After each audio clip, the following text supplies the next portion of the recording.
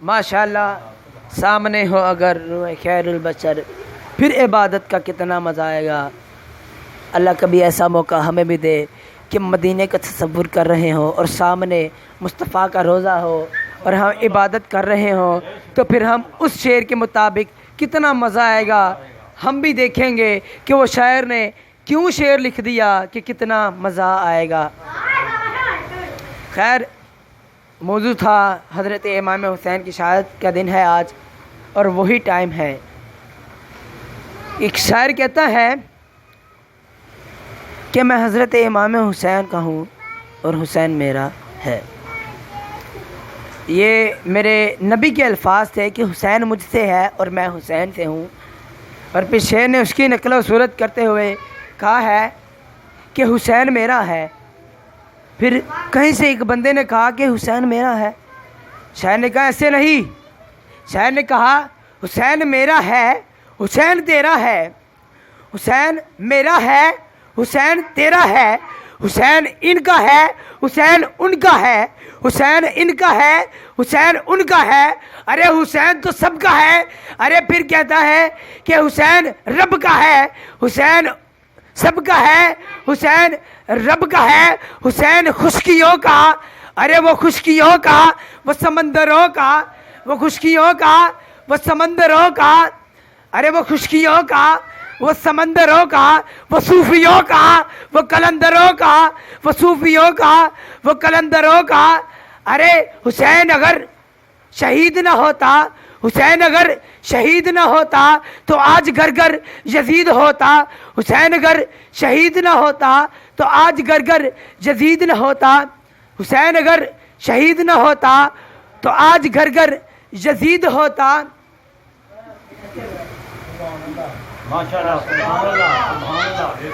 हुसैन अगर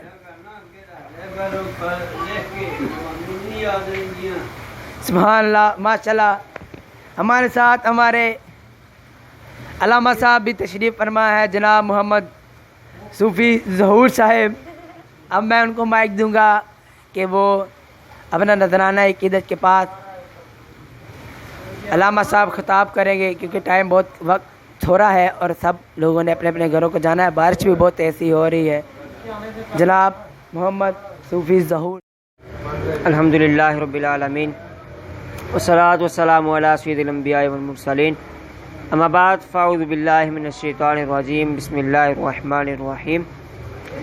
क़ाल अल्लाहु तआला फ़िल क़ुरानिल मजीद फ़ी शानि रसूलिल्लाह सल्लल्लाहु तआला अलैहि वसल्लम, इन्नल्लाह व मलाइकतहु युसल्लूना अलन नबी या अय्युहल्लज़ीना आमनू सल्लु अलैहि वसल्लिमू तस्लीमा। हज़रात मिलकर पढ़ें सलात व सलाम अलैका या रसूल अल्लाह व अला आलिका व अस्हाबिका या हबीब अल्लाह। सलात व सलाम अलैका या नबी अल्लाह व अला आलिका व अस्हाबिका या नूर अल्लाह। अल्लाह तबारक व तआला दी हम्द व सना तो बाद हुज़ूर नबी करीम रऊफ़ रहीम की बारगाह अक़दस के अंदर दुरूद पाक का नजराना पेश करने के बाद मेरे हाज़रीन महफ़िल तमाम की बारगाह में अस्सलामु अलैकुम व रहमतुल्लाहि व बरकातुहू। अज़ीज़ान मोहतशम, मुहर्रमुल हराम का बाबरकत महीना और आज का दिन भी बाबरकत है, जिस दिन में हज़रत सैयदना इमाम हुसैन रज़ियल्लाहु तआला अन्हु की शहादत हुई। इमाम हुसैन की शहादत का दिन है और इसके साथ ही 10 मुहर्रमुल हराम के और भी बहुत से फ़ज़ाइल होते हैं, वो भी इंशाअल्लाह हम बयान के अंदर बयान करेंगे। बारिश की वजह से कुछ मेहमान ख़ुसूसी नहीं आ सके, जिसकी वजह से हम जितने थोड़े हैं इतने ही रब तआला अज़्ज़ व जल्ल की बारगाह में मकबूल हैं। शायर कहता है कि सरकार की महफिल को सरकार सजाते हैं, सरकार की महफिल को सरकार सजाते हैं, आते हैं वही जिनको सरकार बुलाते हैं। आप सबको हुजूर ने चुनकर यहाँ पर बिठाया हुआ है और आप कोई आम लोग नहीं हैं। इतनी बारिश के अंदर भी जितने लोग यहाँ पर आकर बैठ चुके हैं, अल्लाह तबारक तआला की बारगाह में हम सब की अल्लाह ताला हमारी हाज़िरी को कबूल मंजूर फरमाए। आज इस महफिल मुबारक के अंदर हम अहले बैत का भी जिक्र करेंगे और सहाबा कराम का भी जिक्र करेंगे, क्योंकि ये वो वक्त है जिसके अंदर उलमा कराम इरशाद फरमाते हैं कि जब मुहर्रमुल हराम का बाबरकत महीना तशरीफ़ ले आए تو اس کے اندر اہل بیت کے ذکر کے ساتھ ساتھ صحابہ کرام کا ذکر کرنا یہ واجب ہے، کیونکہ بہت سے لوگ ایسے ہیں جو اہل بیت سے محبت کرنے کا دعویٰ کرنے کے ساتھ ساتھ صحابہ کرام کو نعوذ باللہ من ذالک گالیاں دیتے ہیں، ان کی گستاخیاں کرتے ہیں۔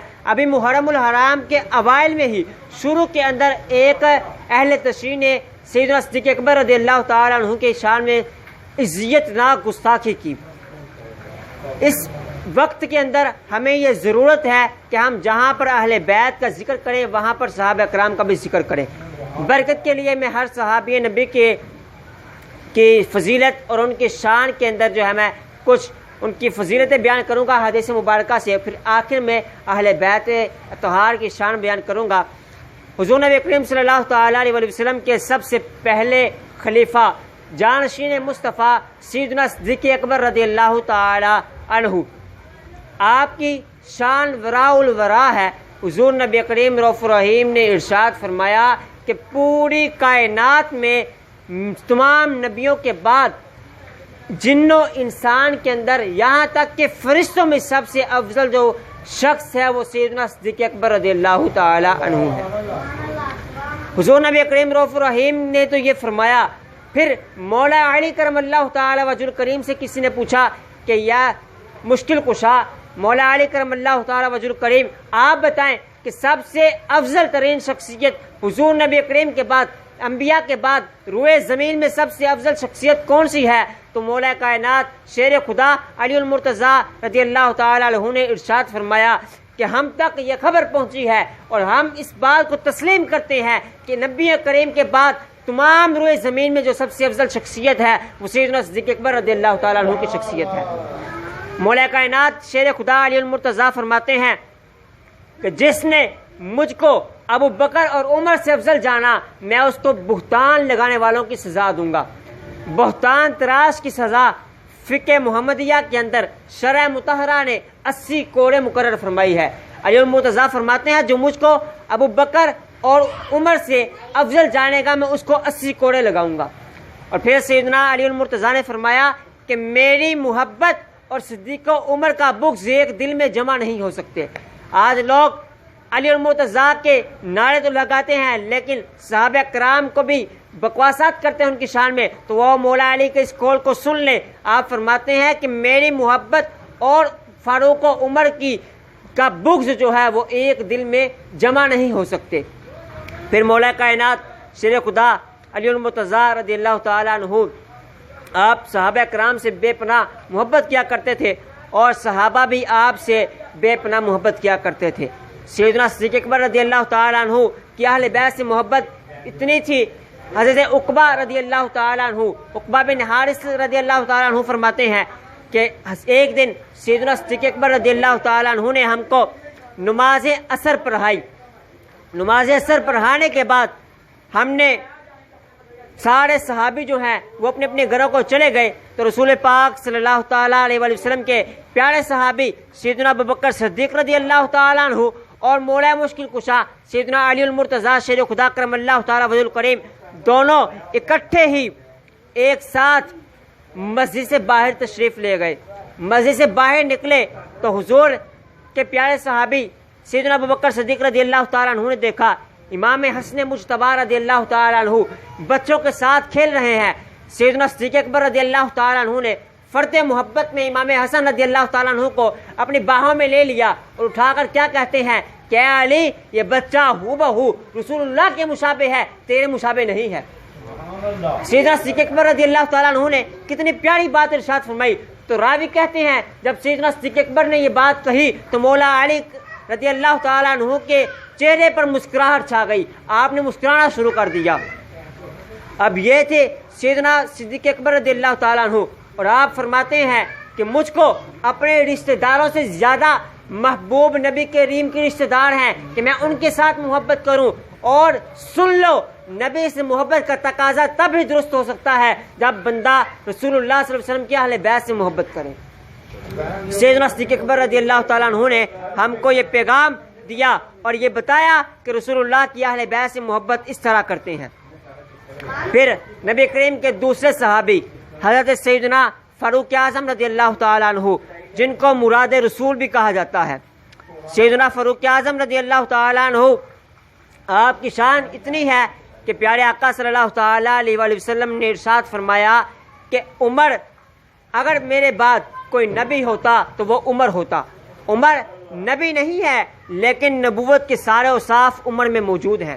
فرمایا میرے بعد کوئی نبی ہوتا تو وہ عمر ہوتا، لیکن رب تعالیٰ نے مجھ پر نبوت کے دروازے کو بند کر دیا ہے، میں خاتم النبیین ہوں، میرے بعد کوئی نبی نہیں آئے گا۔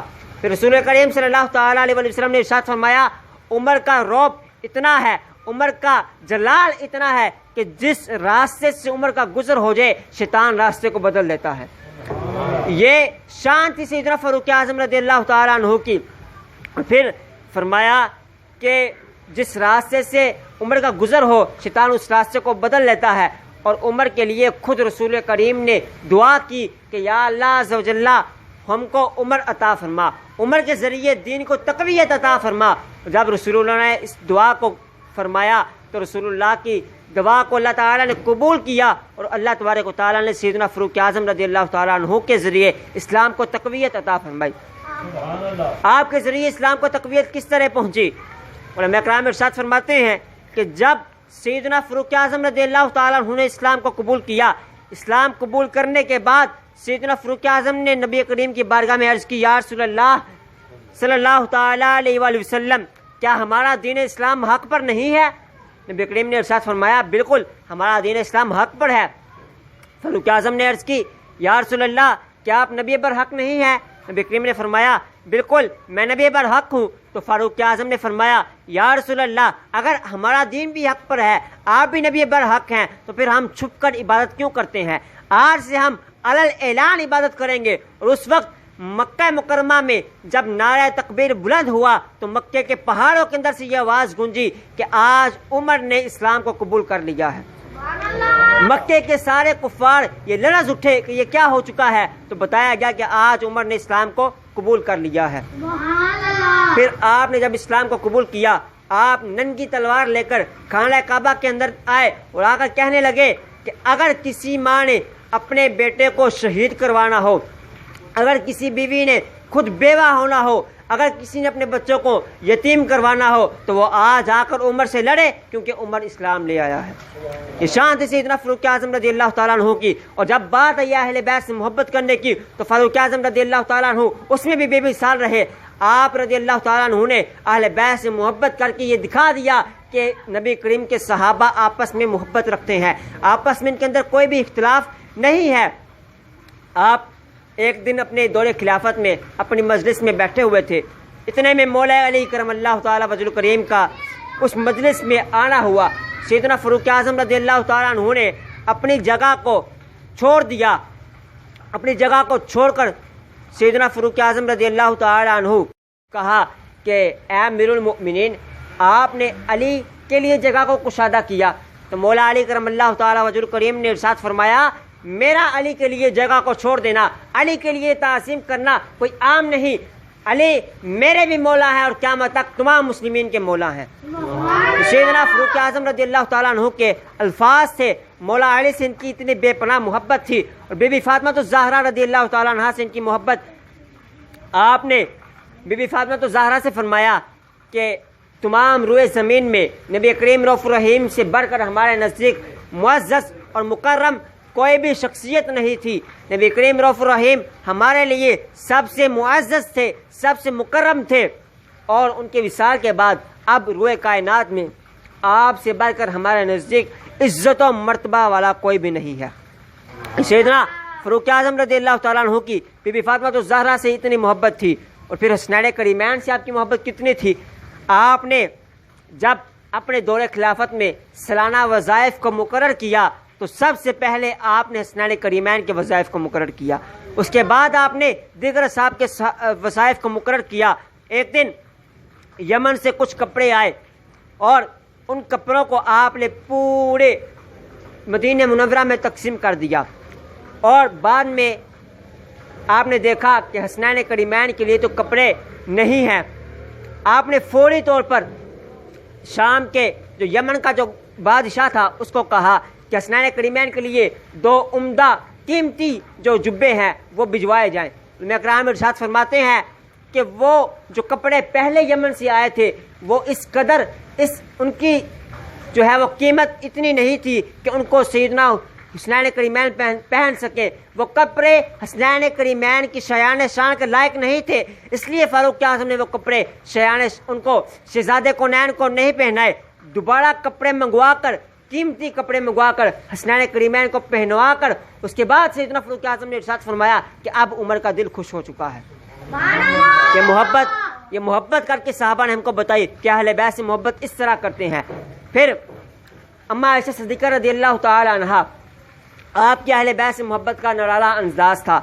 آپ نے جب بی بی فاطمہ الزہرا رضی اللہ تعالی عنہا کا نکاح حضرت علی المرتضیٰ سے ہوا تو اما عائشہ صدیقہ رضی اللہ تعالی عنہا نے خود مل کر سیدنا فاطمہ الزہرا رضی اللہ تعالی عنہا کے حجرہ مبارک کو مٹی سے لیپا، ان کے گھر کی لپائی اما عائشہ صدیقہ نے کی، اور پھر لکڑی کا ستون گاڑا جس سے آپ نے یہ کہا کہ اس جگہ پر آپ اپنے مشکزے وغیرہ کو لٹکا دیے جائیں، اور اس کے بعد اما عائشہ صدیقہ نے فرمایا کہ ہم نے فاطمہ سے بڑھ کر عزت و مرتبہ والا کسی کو نہیں دیکھا، اور فاطمہ سے کی شادی سے بڑھ کر ہم نے کسی کی شادی کو بھی نہیں دیکھا۔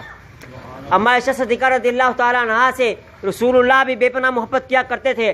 آپ نے اپنے آخری وقت میں اپنی پیاری لاڈلی بیٹی فاطمہ الزہرا سے فرمایا، کیا میری بیٹی، میں جسے محبت کرتا ہوں تو بھی اس سے محبت کرے گی؟ تو جان نثار بیٹی نے کہا کہ بابا جان، یہ کیسے ہو سکتا ہے کہ آپ کی جو محبوب ہے میں اس سے محبت نہ کروں؟ آپ حکم ارشاد فرمائے، میں آخری سانس تک ان سے محبت کروں گی۔ رسول کریم نے ارشاد فرمایا، اے بیٹی پھر اپنی والدہ عائشہ سے محبت کیا کرنا۔ عائشہ سے محبت کا حکم رسول اللہ فاطمہ الزہرا کو دے کر جائیں تو مجھے بتائیں کہ جس کی محبت کا ارشاد نبی اپنی بیٹی کو کر کے جائے تو کیا فاطمہ الزہرا ان سے محبت نہیں کریں گی؟ آج لوگ کہتے ہیں کہ اما عائشہ اور فاطمہ کے درمیان میں اختلافات تھے، ان کے درمیان اختلافات نہیں تھے، بلکہ فاطمہ اور عائشہ رضی اللہ تعالیٰ عنہ بے پناہ محبت کیا کرتی تھی۔ ایک حدیث پاک نبی کریم رؤوف الرحیم کی میں سناتا ہوں، اس کے بعد پھر اہل بیت کی کچھ فضائل اور آج کے دن کے حوالے سے کچھ گفتگو کرنے کے بعد اجازت چاہوں گا۔ حضور نبی کریم رؤوف الرحیم نے اما عائشہ سے یہ روایت ہے، یہ حدیث پاک، آپ فرماتی ہیں کہ ایک دن نبی پاک اپنی ازواج مطہرات کے درمیان تشریف فرما تھے، اتنے میں فاطمہ الزہرا رضی اللہ تعالی عنہا تشریف لائیں۔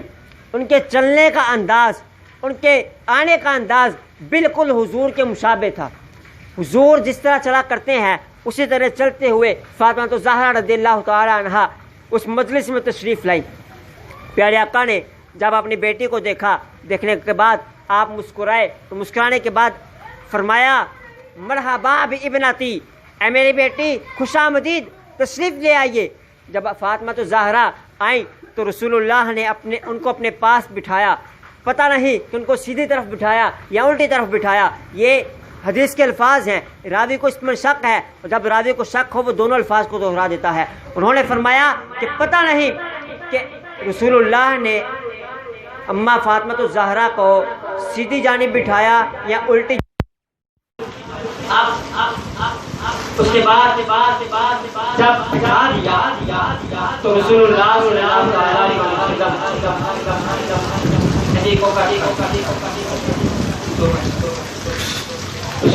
اللہ علیہ وسلم نے جب فاطمہ الزہرا کو بٹھایا اپنے پاس، ان کو اپنے پاس بٹھانے کے بعد رسول پاک صلی اللہ تعالیٰ علیہ وآلہ وسلم نے ارشاد فرمایا، ان کے کان کے اندر سرگوشی فرمائی، ایک راز کی بات فاطمہ الزہرا رضی اللہ تعالیٰ عنہ کے کان میں کہی۔ اب جو راز کی بات رسول پاک نے کہی تو فاطمہ الزہرا رضی اللہ تعالیٰ عنہ زاروں کی طرح رونا شروع کر دیا۔ جب بیٹے کی بے قراری کو نبی پاک نے دیکھا تو رسول اللہ نے دوبارہ ان کے ساتھ سرگوشی فرمائی، دوبارہ ایک راز کی بات فرمائی، تو فاطمہ الزہرا رضی اللہ تعالیٰ عنہ نے مسکرانا شروع کر دیا۔ اب جب انہوں نے مسکرایا تو اما عائشہ صدیقہ فرماتی ہیں کہ میں نے کہا سبحان اللہ، نبی نے اپنی ازواج کے درمیان آپ کو اپنا راز بتانے کے لیے خاص کیا تو آپ نے رونا شروع کر دیا۔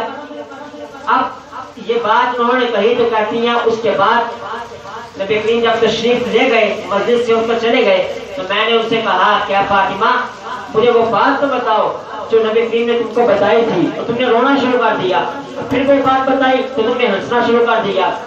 فاطمہ زہرا فرماتی ہیں کہ ابی جان، یہ میرے اور رسول اللہ کے درمیان میں ایک راز کی بات ہے، میں آپ کو بھی یہ نہیں بتا سکتی۔